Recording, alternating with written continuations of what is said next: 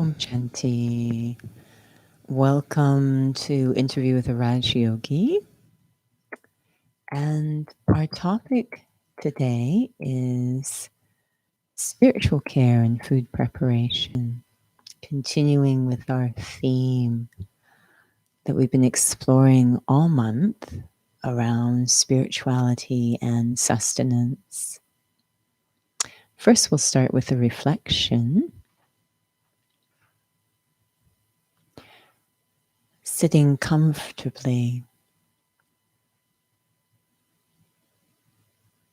There is a natural pull in the heart of every soul to have an attitude of self-care. We just have somewhat lost an understanding, wisdom, guidance on how to express that care for the self in so many different aspects.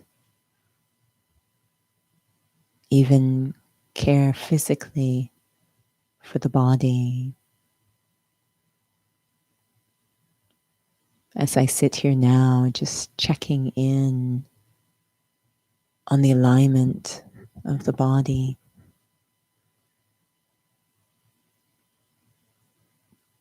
Do I even know how to hold this body in a caring alignment? And care in the breath.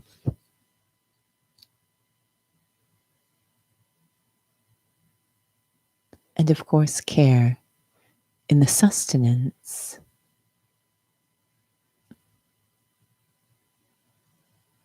And then how do I care for the self?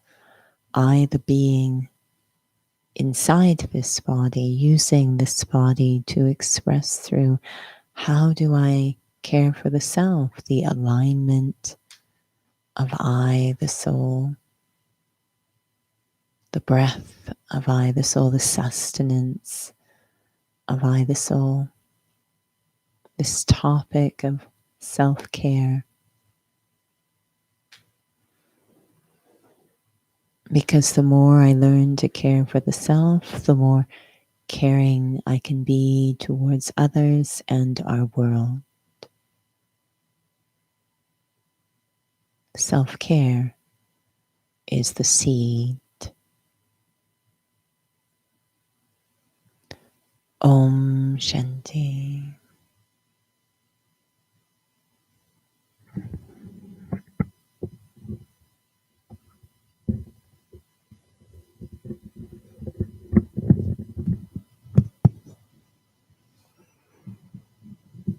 Om Shanti, and welcome to those who have just joined us. So tonight's topic, along with next week, will be, as Judy has mentioned, spiritual care in food preparation. So perhaps maybe we'll just start with just the broad topic of what does that mean, spiritual care? for food? Like, why is it such a, this is, by the way, a part of our food and physical sustenance and getting more and more subtle as we go along. Spiritual care, food preparation. I created that topic, so I don't know Judy I knows what feel this is about. I feel Nora should answer it, but No, in I'm the interviewer. general, in general, we had such an interesting class this morning. Every morning we have spiritual class, and what I liked so much about it is the idea of integration was really strong in the class. That, as we start to kind of lose the wisdom of how to maintain spirituality as we operate in the physical world, our first go to is I'll just move away from the physical world. I'll move away from people and some souls even stop eating. I'll just move away from rather than sort of master the art of moving through the physical realm and the spiritual and therefore carrying away. I'll just kind of renounce the whole thing. And instead of this integration, when we say spirituality, it's sometimes one of the words we use is purity, but another word I find very powerful and meaningful is self respect. So when I'm talking about spiritual care in food preparation or anything to do with the interacting in the physical realm, we're really learning how to reintroduce self-respect into everything I'm doing. How can I bring that spirituality, that self-respect, in this case, into food preparation? We don't ever think of I'm just preparing food for the body. What does self respect have to do with it? But it actually is the essence of it. Without self respect in that stage, our interaction with everything is going to lack that self respect. And so it starts to become very uncaring towards the self and others, and sometimes even abusive. We start to see very dysfunctional relationships with food, definitely in other areas of our physical life, dysfunctional relationship with possessions, with relationships, with position, everything. And so then we say, I'm going to move away from it all, become a hermit, rather than mastering the art of reintegrating or reintroducing self respect, spirituality into these various aspects of our life. And sustenance is a big one. So it's quite important. It's interesting because even this word self respect is such a, I would say it's a loaded term because you hear that all over the place. The same thing as the word meditation, right? And for those who haven't joined some of the earlier sessions, we did start with food for the mind. And then we went to the spiritual significance of physical sustenance. And then we went to, what was the next topic after that? Oh my gosh. It has completely slipped my mind, but there was this aspect of the self in every single one. And so this word self-respect, if the session prior to comes to mind, I'll let you know. Or if Binny, you're on, if you remember what it was, you can write that in the chat box. But self-respect is such a big term. In terms of Raja Yoga, what does that mean? Because we have a lot of ideas of what that means. The word, of course, self respect has self in it. And so that needs to be part of whatever it is. And thank you, Binny. Peaceful diet. Thank you. You should be here. So this idea that spirituality or Raj Yoga helps me to have a very deep and timeless experience, a very, if you will, non-temporary experience of myself. And the reason I say non-temporary is if we look honestly, almost every way we've come to identify ourselves at this time is attached to something external and temporary, and if you will, physical. So top of the list, of course, is the body. So, we've come to know ourselves as the body, and this is somewhat external, somewhat definitely temporary. It's limited in its current state, and external, if you will. And then that flows from there: relationships, possessions, positions, all of these things are temporary. And so Raj Yoga helps us to explore a timeless, very intrinsic state, constant state, sense of the self, I, the soul, this non physical sense of the self, which ironically, I think when we sit honestly, it really starts to strike a chord in the heart and we feel, yeah, I am this, I'm this being inside. So often I hear souls say, if people would only not look at what they see, but really know me, I'm inside here. So it helps us to explore that deep, timeless, if you will, spiritual experience. And by disconnecting it from the temporary and external, we become liberated from external validation. The sense of value, which is based on temporary, external, and temporary and physical things. So that's really important. So then, when it comes to food, which is one of them, there does seem to be a lot in terms of satisfaction, gratification, There value in food. is. Yeah, it's kind of it's funny thing that when I lose myself, everything suffers. The physical suffers too. But when I get my sense of self back, the physical actually benefits as well, which I think is important because many, I don't know how this happened, but very often when we say, you are a soul, you're not the body, what souls hear is, oh, I'm dismissing the body, I'm rejecting the body, I'm not caring for the body, and they get very concerned. And as it turns out, by not considering ourselves to be a soul, we have become very uncaring towards the body. We actually take better care of the body when we feel that we are, if you will, the masters or the caregivers of the body rather than thinking we're the body itself. So the spiritual experience of the self is going to help me to have a more caring attitude towards everything I have been entrusted with, including the body and the sustenance of the body.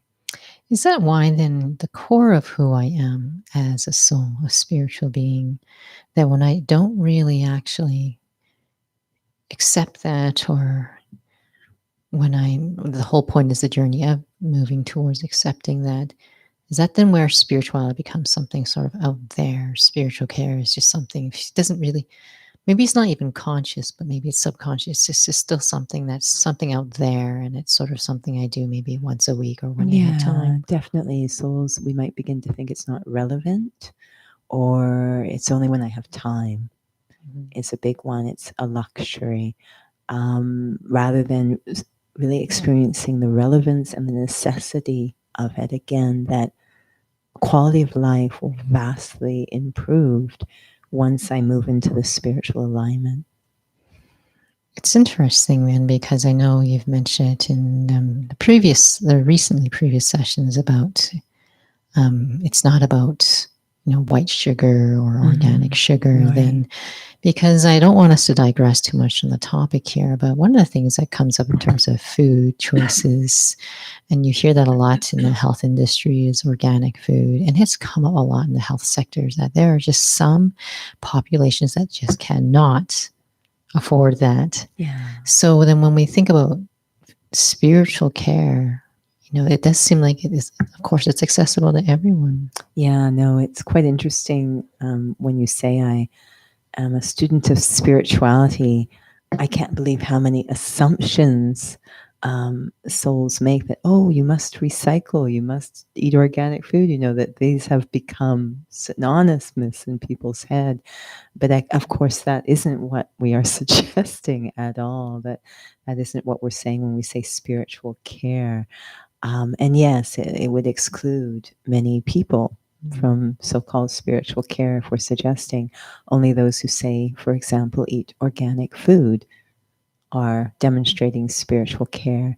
Again, it's the consciousness I'm in, not the content of the food, that is determining that spiritual care. And I know that we've shared that story that you were alluding to about the white sugar, and we just heard it again, and it's a really good illustration of this topic, in essence.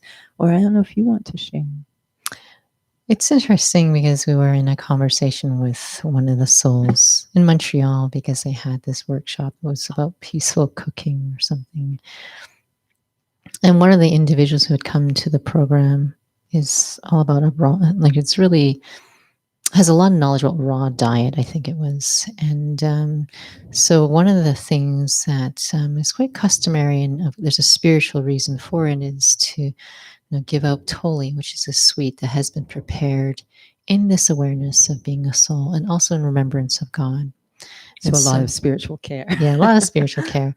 So Tanya was the name of that soul, had given this individual who is an expert in raw diet, this sweet.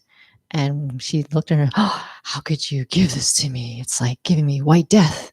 Why would you put white sugar in it or something like that? Mm-hmm. And so Tanya, there was this internal radar. This is probably not the best time to explain. It's like, well, wait and see until you come to, the session. And so during the session, while, everyone is in a separate room, there's a camera in the kitchen.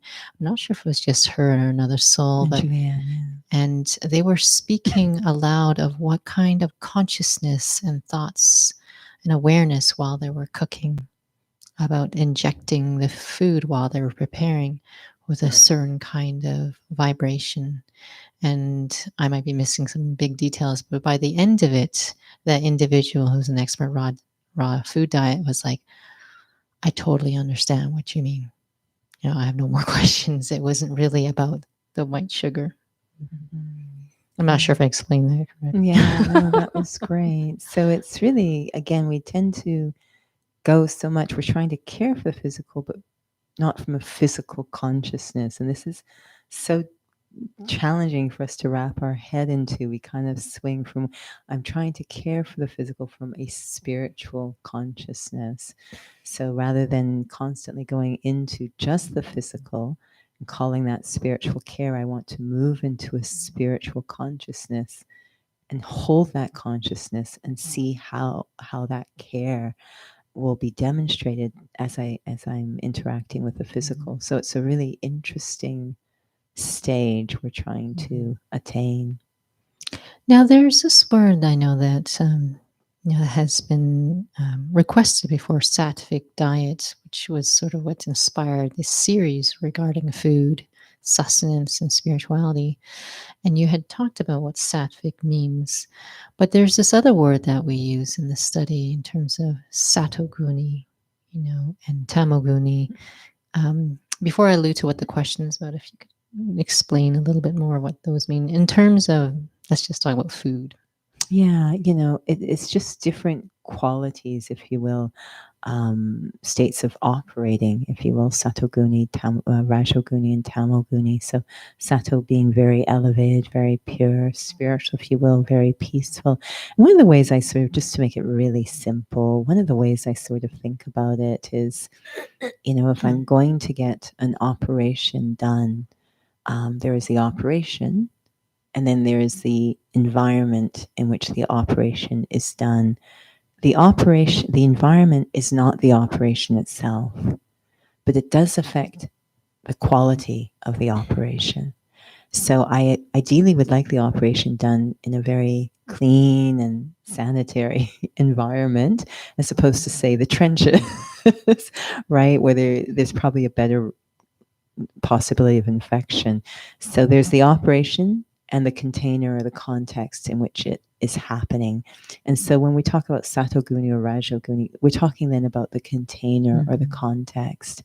There's an operation. I, the soul, want to return to my highest potential, my most powerful state of operating, a very peaceful state of operating, my true state of operating. So a little operation is going to happen. That's what Raj Yoga focuses on. And then there's the container that's going to happen. And quality of diet is part of that container, wanting a satoguni or sattvic diet. Everything that's supporting that spiritual operation that I'm putting myself into, where my original or highest potential is being restored. Now, I know you're using the example of an operation and you'd want a cleaner environment. Does physical conditions play a role then in terms of a sato guni sort of a context? I think to some degree it does, but I would never want souls then to get caught up in just, I'm reminded so much of stories. One of the programs that the Brahma Kumaris have done, continue to do, is actually giving the course, the Raja Yoga course, to souls who are, for example, in prison. And in prison, you have very little control over the physical elements of your life. In terms of your accommodation and your diet, you have very little control.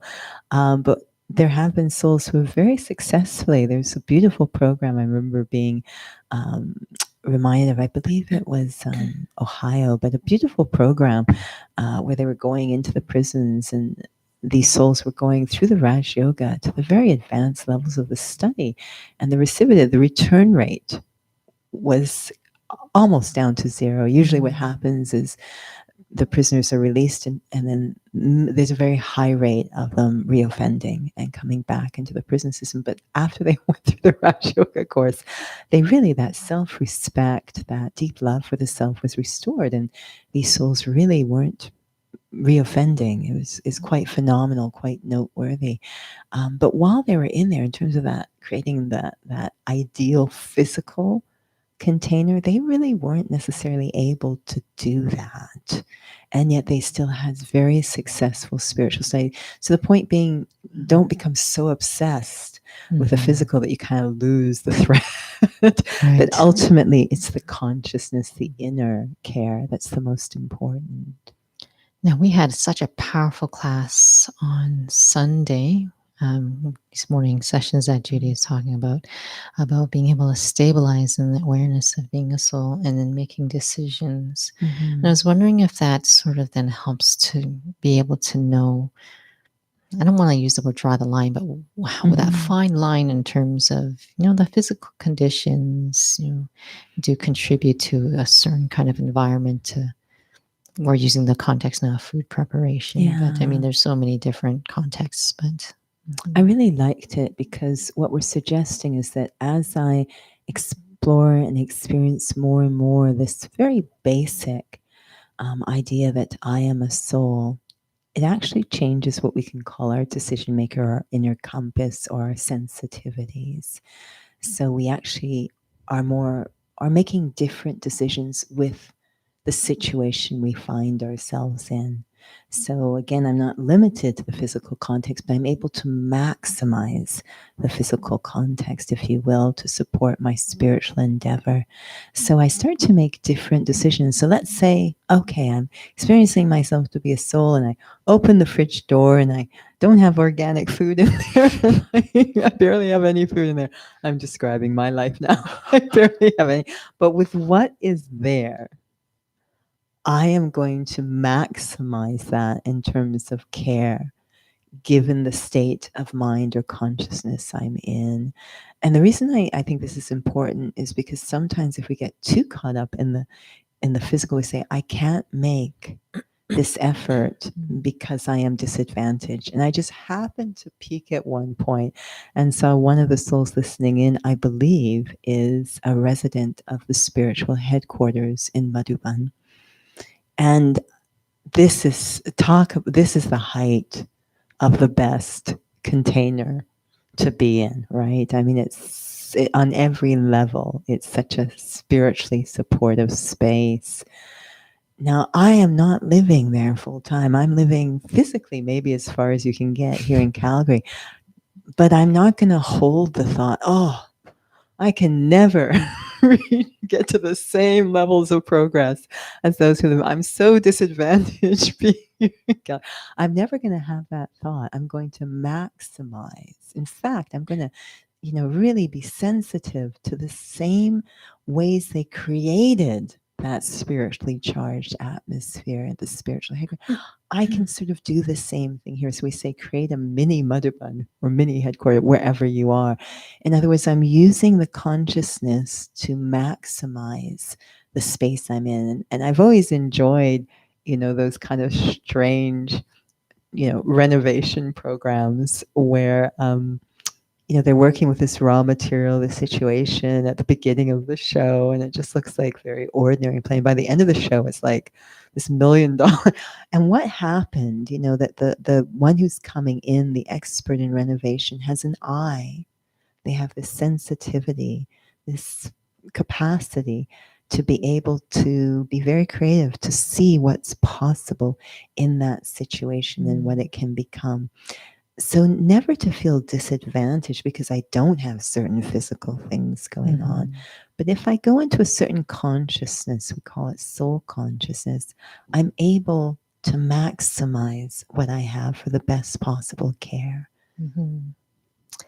Now, I think there's a question in regards to this aspect of physical context here. Binny has asked, can you explain maximize the physical context with an example? I don't think I understand. We were talking a lot lately about the story of, and again, I'm not very versed in this story, so I apologize if you are, and I'm using it inappropriately, but the story of the native in the Mahabharata, who was not of, as I was learned recently, the Karmakshetra caste, so he really wasn't meant to become an archer, but there was Arjun, who was the archer. He had all the advantages.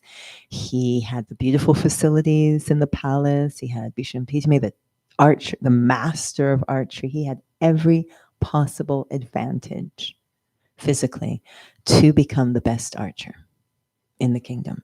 And then you had the native who lived outside, who had deep love for the practice, but he didn't have the facilities and he didn't have the archery teacher, but he did have deep love. He had a certain consciousness or feeling in his heart. And he became, which turned out to be sacrilegious, a better archer than Arjuna, which led to some difficulties, but he became a better archer, even though he was disadvantaged. And so as a very practical example, Binny, for the last 15 months, we've been in and out of lockdowns, etc. And it's been really interesting being in the fitness industry to see what souls have been doing. And I've noticed there's some souls who've come through the last 15 months pretty much in the same physical shape they were at the beginning of the 15 months. Wow. Even though they did not have the same access to facilities or any of those advantages. They had deep love for the practice, that care, and they got creative. They were filling empty jugs with water. They were doing hanging poles from the ceiling, whatever. They got very creative rather than making excuses or feeling disadvantaged or upset and that kind of thinking. They had a consciousness such that they were able to maximize their physical context and sustain that care, in this case, for the health and welfare of the body. So I know that was an experience for myself of, rather than feeling I don't have this facility, I don't have that facility, it's like, but if I'm in this consciousness, suddenly I begin to see possibilities, opportunities, problem solving becomes possible. So I can maintain the care. This is a very limited example, but maintain the care that isn't necessarily just dependent on certain facilities. And we use these two words, and Binny will know what they are. But facilities and spiritual endeavor can get confused. And thinking that self-care is dependent on certain facilities and forgetting that ultimately self-care is dependent on spiritual endeavor and having the right attitude, which is based on consciousness, to sustain that spiritual endeavor, whatever facilities are available. So I appreciate the facilities, but my spiritual endeavor is not completely dependent on those facilities. Otherwise, I will start to make excuses or feel disadvantaged and become disheartened. We are so off topic. Great question, though, Binny. And if I don't know if those this helps. also on YouTube or on Instagram, let us know if you have questions. We will keep an eye out. Let's see if we need 3 parts for spiritual care. No, but it's beautiful, though, because it is all. I don't think we want to Thank ever. you for the name, which I can't pronounce, but that's exactly right. What you've written. Thank you for giving This is the name of the brilliant archer example and also fitness example. Yeah. Very good. Glad that that helped. Clairvoyance. Yeah. Mhm. So about this whole thing about spiritual preparation, and we've touched on it. I think we've touched on it in terms of the significance of of physical sustenance, about the care of when I'm purchasing food, like when I'm looking and shopping, when I'm so maybe that this is a part of what this these sessions are really about. Is it because what you have shared before is in terms of being able to actually introduce a different kind of vibration in food? And I know we mentioned about this maybe last week or a week or two, a couple of weeks ago. It's a very sensitive topic. In terms of food, there's a lot of documentaries I've heard about there, haven't seen, but about food and politics and all this stuff like that. I think individuals can be kind of concerned about sort of even looking at a spiritual level. There's just so much around food, and perhaps maybe a lot of energies and intentions that go into food. Like, how does spiritual care and food preparation help with all of these different energies that are surrounding food? I think it can be overwhelming. So it's nice to kind of strip it all down to a very simple thing. And I would recommend just trying an experiment. So that you can feel the contrast and maybe not bring in all of that other information that can be overwhelming, and just a very simple experiment that you can control because it's just dependent on you and not needing to do a lot of research to confuse the situation.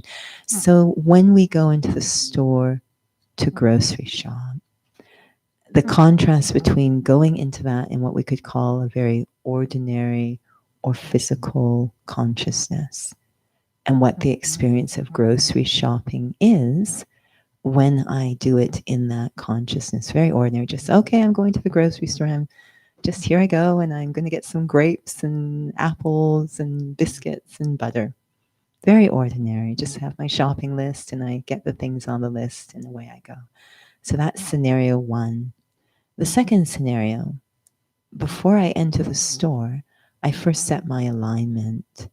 I'm going to remember, and not just remember I'm a soul, but give myself time to feel that deep contentment, that deep peace.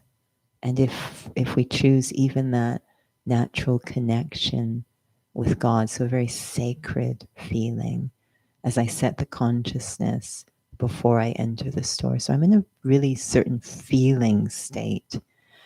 And then try grocery shopping. I often joke I have some of my best meditations while grocery shopping.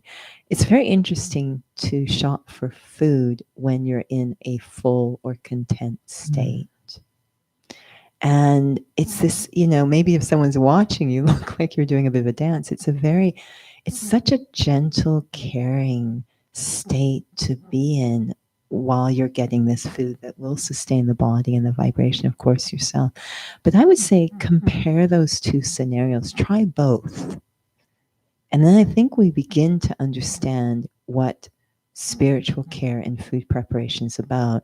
Obviously, the next experiment would be in the kitchen, preparing food in an ordinary consciousness. Oh, I'm making sandwiches for lunch or whatever the case, and I'll put this in it, and I have to get it done by 8 or whatever. But then to set my sense of self, and again at the feeling state, not just the thought state, not just I'm a soul and here I go, but give yourself time to feel, to arrive at the experience of being a soul, that deep peace, that deep contentment, that fullness. And now prepare the lunch. And again, feel the contrast. And I think we begin to understand the essence of the topic of it's not so much about the content. That will come, that those decisions will happen. When I'm in the grocery store, if I'm in that consciousness, I'll begin to make decisions about food. But now it's coming from the consciousness I'm in, not from a bunch of research, but the consciousness I'm in. But we can begin to understand what that spiritual care, it's because of this certain state I'm in, as again, I'm interacting with physical elements. I really appreciate when you were sharing about it's not just remember I am a soul, but I want to experience that. So is I don't it's not about diction, I suppose you can say, but it's about we're starting to become more cognizant of what am I doing internally. Mm-hmm. So when we're talking about consciousness, is that where we may sometimes be a little short with our efforts? It's not just, what does awareness mean? What does remember mean? Mm-hmm. Like it's more than the words. It's like I think it's just like when individuals are watching dancers, how they can just pick something up so quickly. Like what's going on internally that they're able to experience something and be able to go into a certain alignment. They just hear certain directions from, let's say, the teacher in the front of the room. It's kind of like that, just when you Mm-hmm. say soul consciousness, and it's not digressing because this is a part of Mm. what am I really injecting into anything I'm Yeah. doing. If we take that example, I do prefer it because it's quite concrete. So hopefully we can forgive the pun, but bite our teeth into it. The dancer who is in that posture, it took time for them to get to the point where they can, in a second, arrive at that posture, or better yet, they're always in it. But it took time. So I was remembering recently, I was in a class, and in this class, you will work with a certain, shall we say, movement modality, for example, push ups or squats, for what's, the length of a song, so about 3.5 minutes. And we were going into a push up series. So again, it would be 3.5 minutes of push up, different variations. And the instructor teaching, I was laughing because this particular instance, she decided, which I thought was wonderful, to really take time to, as we say in movement, set your foundation before you add movement. She took time to set our alignment, to cue us into proper alignment before we did any push up, just to get what we call the plank, the foundation of a push up, to set the alignment. And I'm sitting here and she's just, it's again the idea of giving time to feel it. Mm. She is just cueing and very experiential cues. And I'm thinking, wow, the song's almost over and we haven't done a push up yet. Wow, this is fantastic if I can get away with, but it took that long, almost 3.5 minutes, to set the alignment before adding any movement to make sure I could get there and feel it and it set. And I sometimes think we maybe perhaps race a little, and we will get to the point when it's in a second or we're there all the time, but we kind of race through it. I have the thought, I'm good to go. And it's like, no, no, I can't just say or think I'm a soul. It's a bit like how we sometimes say Om Shanti, a common greeting.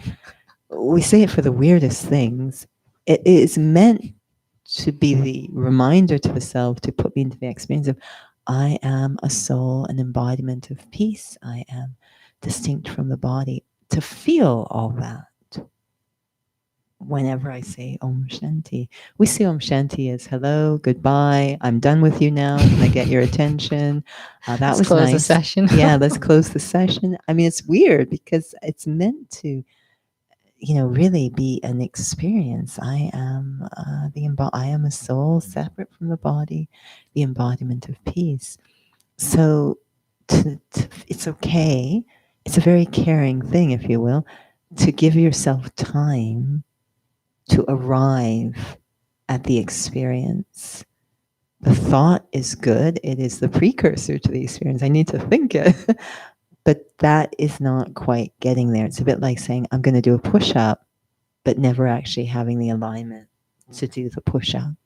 That takes time until I practice, and eventually I'm able to, in 1 second, to hit the alignment needed to do a push up. In 1 second, align into that experience of being a soul.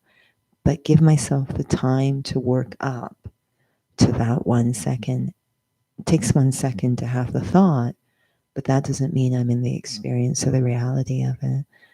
And once I am, well, no, because it completely changes that inner compass, the decision maker. It changes the feelings. So we say you'll have soul conscious feelings, soul conscious attitude. Your decision making will be very different if I give myself the time to actually get into the state. this caring stage will automatically emerge. Now, is it then more than just the experience one has going into it? Let's say, using the example of the grocery store. I know, of Mm-hmm. course, we're talking about also, preparing the food itself, but what has your experience been like? Because there's also another aspect of the law of karma, which Mm-hmm. is not obviously something you can physically see, but when one want to be more pulled by the experience, the gratifying experience they're having, to be able to experiment for themselves of what that experience is like going into the grocery store Mm-hmm. and that experience of soul consciousness.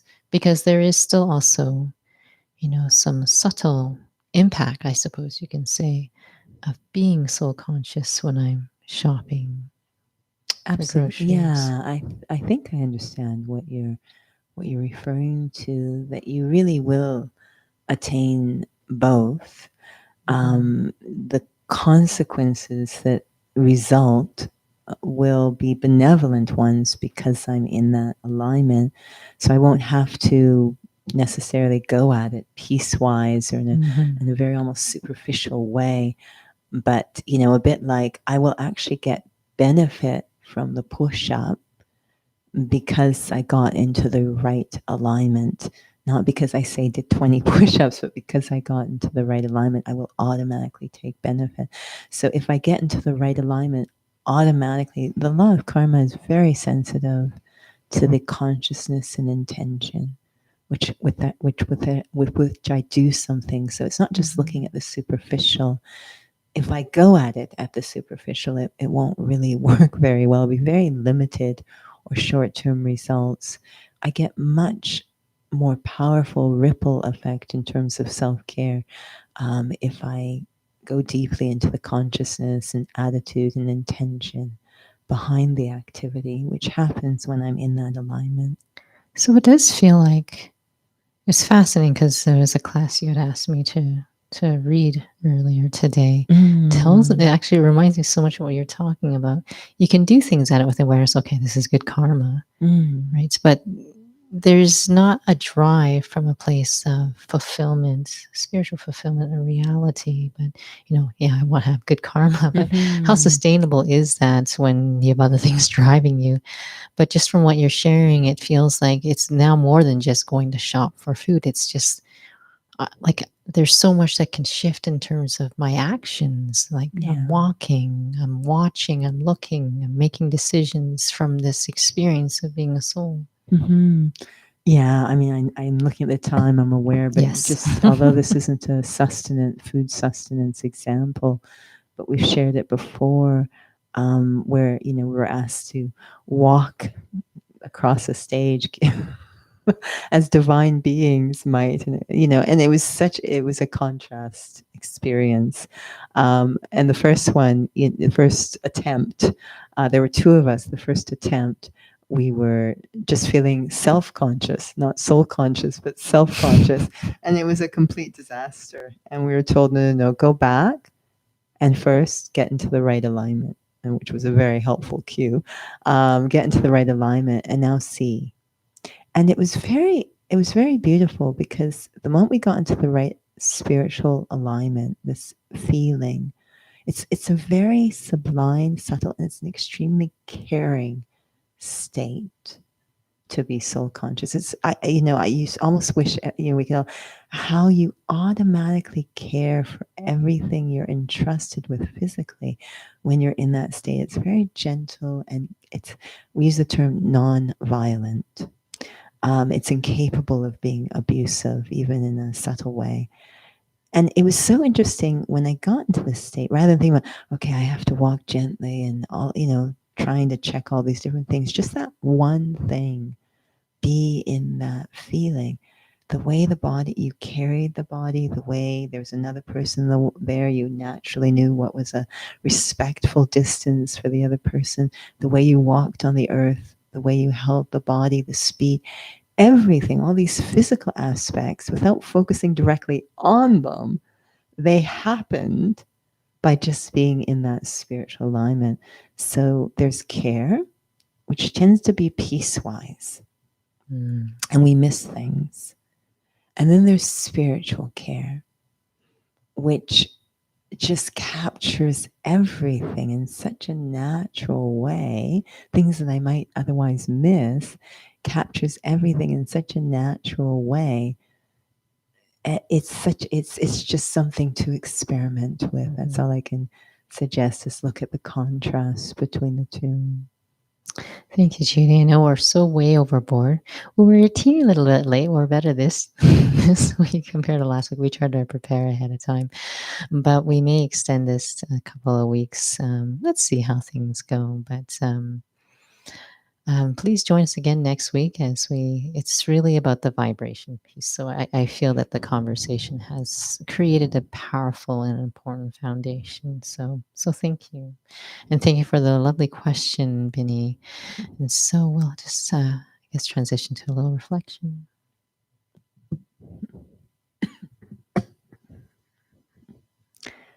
As alignment is to the body, awareness is to the self. The awareness that I am a soul. I bring that thought into my mind. I am a soul. It's a beautiful entry point. But I don't want to just stop at the doorway. I want to go inside that thought and experience the meaning, the significance, the feeling. So much letting go, so much freedom. And so there's the feeling, I am light, so free. This tiny spark of life, very subtle, very gentle, exquisite, and very peaceful. Freed from those feelings of neediness, fear, insecurity, doubt. A deep sense of well-being. It's like coming home to the self. Just giving myself to feel the experience. I am a soul separate from the body. I am eternal light.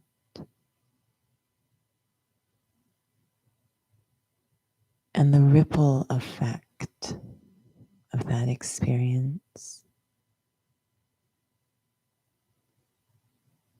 How the body breathes when I am in that spiritual state.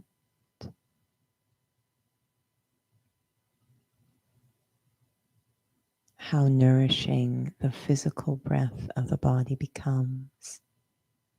How healthy. And how that will extend how I move the body when I am in such a deep sense of peace. How will I move this body? How will I interact with this physical world? The level of care in every way. That is my experiments in soul consciousness, experiments in spiritual care. Om Shanti.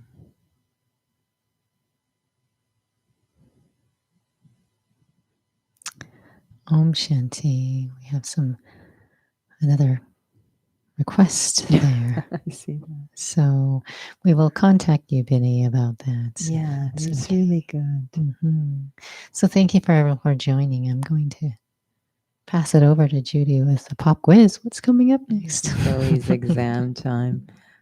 We are at the end of the month, and I know that we have discussed what July will look like. These Sessions Tuesday interview will continue.